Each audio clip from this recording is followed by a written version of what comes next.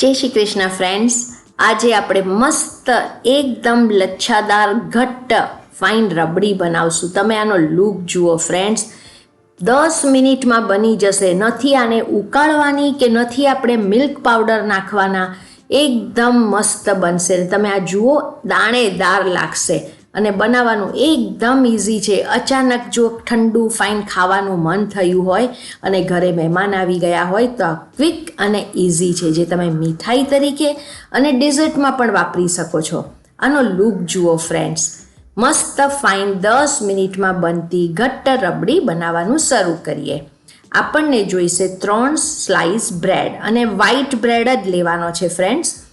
એની હવે આપણે સાઈડ્સ આ રીતે કાપી કાઢશું, પણ વ્હાઈટ બ્રેડ લેજો. એક રિક્વેસ્ટ છે ફ્રેન્ડ્સ, જો તમે ચેનલ સબસ્ક્રાઈબ ન કરી હોય તો પ્લીઝ સબસ્ક્રાઈબ કરજો અને સબસ્ક્રાઈબ કર્યા પછી બાજુમાં બેલની સાઇન છે એના ઉપર ક્લિક કરજો. હવે આ સાઈડ કાપી લીધા પછી આપણે આના કટકા કરી કાઢ્યા છે. સો આ 3 સ્લાઇસ આ રીતે કટકા કરીને હવે આપણે મિક્સરમાં નાખશું ને મોટા મોટા જ કટકા કરજો ફ્રેન્ડ્સ. હવે આને પલ્સ મોડ પર આપણે એની બ્રેડ ક્રમ્સ બનાવવાના છે. બંધ કરો ચાલુ કરો, બંધ કરો ચાલુ કરો, એ રીતે પલ્સ મોડ પર કરજો. તો એકદમ ફાઇન છૂટા છૂટા ક્રમ્સ જુઓ અહીંયા તૈયાર છે. આ તમે જોઈ શકો છો એકદમ છૂટા છે, ચોંટી નથી ગયા, એટલે પલ્સ મોડ પર કરજો. હવે આને આપણે બાજુ પર મૂકી દઈશું ને હવે દૂધ ગરમ કરશું. એક પેનમાં પહેલાં 1 ટેબલ સ્પૂન પાણી લઈશું અને પછી એમાં આપણે દૂધ એડ કરીએ એટલે નીચે ચોંટી ન જાય. અહીંયા 1/2 લીટર દૂધ લીધું છે. હવે આપણે દૂધને 1 ઉકળો આવવા દઈશું અને કન્ટિન્યુઅસલી આ રીતે હલાવજો ફ્રેન્ડ્સ. આને આપણે બહુ નથી ઉકાળવાનું, છતાં એકદમ ફાઇન 10 મિનિટમાં ઘટ્ટ રબડી બની જશે. ને રાતે તમે આ કુલ્ફીની જગ્યાએ ખાઓ તો પણ બહુ ગમશે. હવે અહીંયા ઉકળો આવી ગયો છે ને આપણે સાઈડ પર આ રીતે મલાઈ ચોંટી હોય એ પણ આ રીતે આપણે સ્ક્રેપ કરીને અંદર નાખી દેવાની.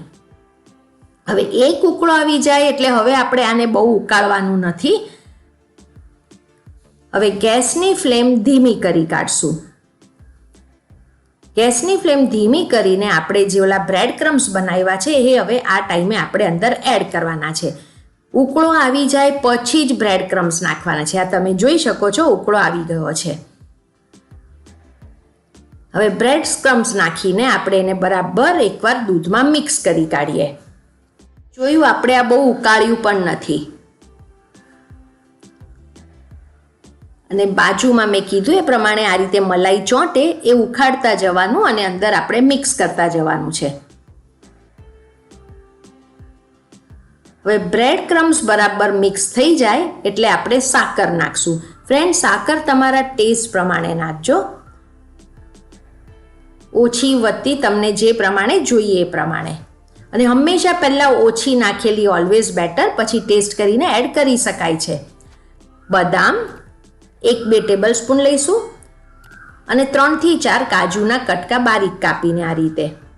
આ બધું ઓપ્શનલ છે, તમે એમને પણ ખાઈ શકો છો. ને કેસર, ફ્રેન્ડ્સ મેં અહીંયા કેસરનો પાવડર વાપર્યો છે. કેવી રીતે બનાવવાનો એ જાણવું હોય તો મને નીચે કમેન્ટ સેક્શનમાં કહેજો. ને ઇલાયચીનો પાવડર તમારા ટેસ્ટ પ્રમાણે બધું આપણે મિક્સ કરી લઈએ. હવે આ બધું મિક્સ કર્યા પછી હવે આપણે ફક્ત 2 થી 3 મિનિટ આપણે આને ઉકાળવાનું છે. 2 થી 3 મિનિટથી વધારે ઉકાળવાનું નથી. ને હવે તમે જોઈ શકો છો કે ધીરે ધીરે આ ઘટ્ટ થતું જાય છે. ને ફ્રેન્ડ્સ, કન્ટિન્યુઅસલી હલાવજો એટલે ચોંટી ન જાય. આ એટલું ટેસ્ટી લાગે છે કે ગરમીના દિવસોમાં તો આ ઠંડુ ખાવાની મજા આવી જાય. ને એકવાર ફ્રેન્ડ્સ ચાખી લેવાનું, ને જો તમને તમારા ટેસ્ટ પ્રમાણે અંદર કંઈક એડ કરવું હોય તો કરી શકો છો. એટલું ડિલિશિયસ છે કે તમને આ વારે ઘડી બનાવવાનું મન થશે. ઇરેઝિસ્ટેબલ, સુપર યમ્મી.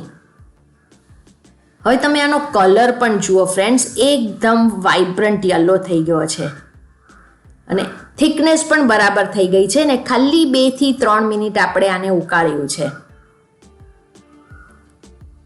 હવે અહીંયા પરફેક્ટલી થીક થઈ ગયું છે, એટલે ગેસની ફ્લેમ આપણે બંધ કરી દઈશું.